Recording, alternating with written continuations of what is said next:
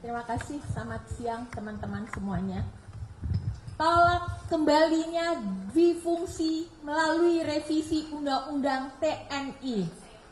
Pemerintah telah menyampaikan daftar inventarisasi masalah atau DIM revisi Undang-Undang TNI kepada DPR 11 Maret 2025. DIM itu bermasalah. Terdapat pasal-pasal yang akan mengembalikan militerisme atau dwifungsi TNI di Indonesia. Kami menilai agenda revisi Undang-Undang TNI tidak memiliki urgensi transformasi. Revisi Undang-Undang TNI ke arah yang profesional justru akan melemahkan profesionalisme militer sebagai alat pertahanan negara. TNI dilatih, dididik, dan disiapkan untuk perang, bukan untuk fungsi non-pertahanan seperti duduk di jabatan sipil. Dalam konteks reformasi sektor keamanan, semestinya pemerintah dan DPR mendorong agenda reformasi peradilan militer melalui revisi Undang-Undang Nomor 31 Tahun 1997 tentang peradilan militer. Agenda revisi undang-undang ini lebih penting ketimbang RUU TNI karena agenda itu merupakan kewajiban konstitusional negara untuk menjalankan prinsip persamaan di hadapan hukum bagi semua warga negara tanpa kecuali. Reformasi peradilan militer ini merupakan mandat TAP MPR nomor 7 tahun 2000 dan Undang-Undang nomor 34 tahun 2004 tentang TNI. Kami menilai RUU TNI akan mengembalikan dwifungsi TNI, yaitu militer aktif menduduki jabatan-jabatan sipil.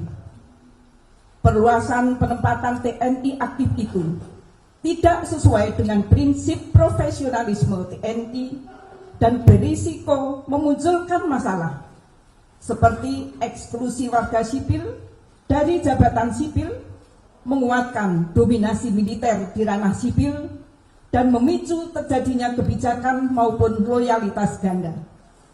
Selain itu, merebut jabatan sipil dan memarginalkan ASN dan perempuan dalam akses posisi-posisi strategis. Perluasan jabatan sipil dalam RUU TNI itu diantaranya adalah dengan menempatkan militer aktif di Kejaksaan Agung hingga Kementerian Kelautan dan Perikanan. Ingat, TNI adalah alat pertahanan negara untuk perang, sedangkan Kejaksaan Agung adalah lembaga penegak hukum. Maka salah jika anggota TNI aktif duduk di institusi Kejaksaan Agung, dan salah jika ingin menempatkan militer aktif di Kementerian Kelautan dan Perikanan atau KKP. Dua contoh itu cerminan praktik dwifungsi TNI. Kami menuntut berbagai pelanggaran terhadap Undang-Undang TNI selama ini dievaluasi dan ditertibkan. Kami mendesak agar anggota TNI aktif yang menduduki jabatan sipil di luar yang sudah diatur dalam pasal 47 ayat 2 Undang-Undang TNI agar segera mengundurkan diri atau pensiun dini. Selama ini banyak anggota TNI aktif yang duduk di jabatan sipil tanpa mengundurkan diri terlebih dahulu, diantaranya Letkol Teddy sebagai Sekretaris Kabinet dan Kepala Sekretariat Presiden Mayor Jenderal Aryo Windutomo dan lain-lain.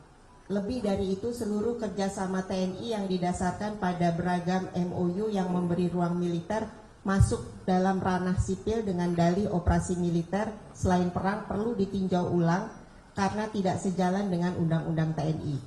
Pelibatan militer dalam operasi selain perang hanya bisa dilakukan atas dasar keputusan politik negara, bukan melalui MOU sebagaimana ditegaskan dalam pasal 7 ayat 3 Undang-Undang TNI. Tidak dibenarkan konstruksi politik hukum RUU TNI untuk menjustifikasi berbagai pelanggaran yang sudah ada. Kami memandang bahwa perluasan tugas militer untuk menangani narkotika adalah keliru dan bisa berbahaya bagi negara hukum. Penanganan masalah narkotika utamanya berada dalam koridor kesehatan. Penegakan hukum yang proporsional bukan perang. Pelibatan TNI dalam mengatasi narkotika akan melanggengkan penggunaan war model. Selama ini, model penegakan hukum saja seringkali bermasalah dan tidak proporsional dalam mengatasi narkotik. Apalagi jika menggunakan war model dengan melibatkan militer. Tentu hal ini akan menimbulkan terjadi kekerasan yang berlebihan secara serius. Apa yang terjadi di Filipina pada masa Rodrigo Duterte dalam war model untuk penanganan narkoba adalah contoh yang sangat buruk karena telah mengakibatkan terjadinya pelanggaran HAM berat. Dengan demikian, melibatkan TNI dalam menangani narkoba semuanya diatur dalam RUU TNI akan menempatkan TNI rentan menjadi pelaku pelanggaran HAM berat seperti terjadi dalam kasus penangkapan Duterte di Filipina oleh ICC. Lebih berbahaya lagi, RUU TNI juga hendak merevisi klausul pelibatan militer dalam operasi militer selain perang atau OMSP tanpa perlu persetujuan DPR. TNI ingin operasi militer selain perang cukup diatur dalam peraturan pemerintah.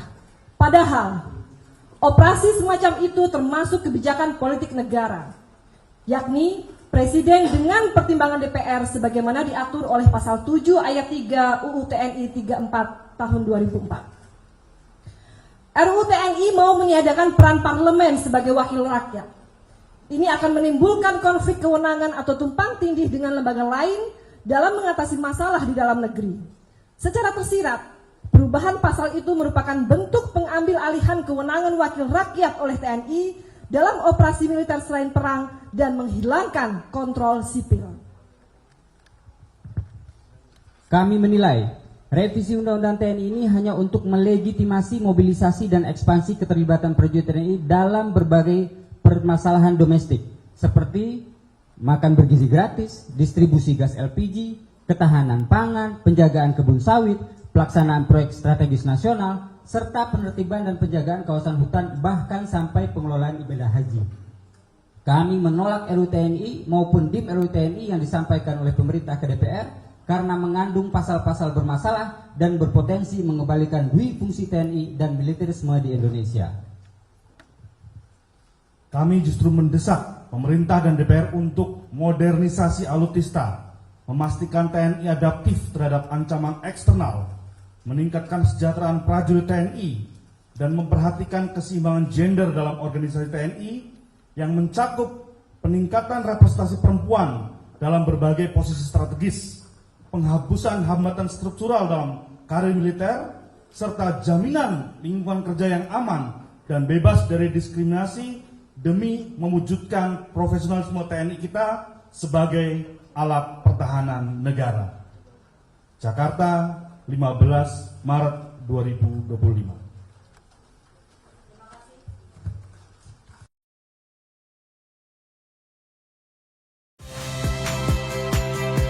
Saya Rizka Clarissa. Saksikan program-program Kompas TV melalui siaran digital, pay TV, dan media streaming lainnya.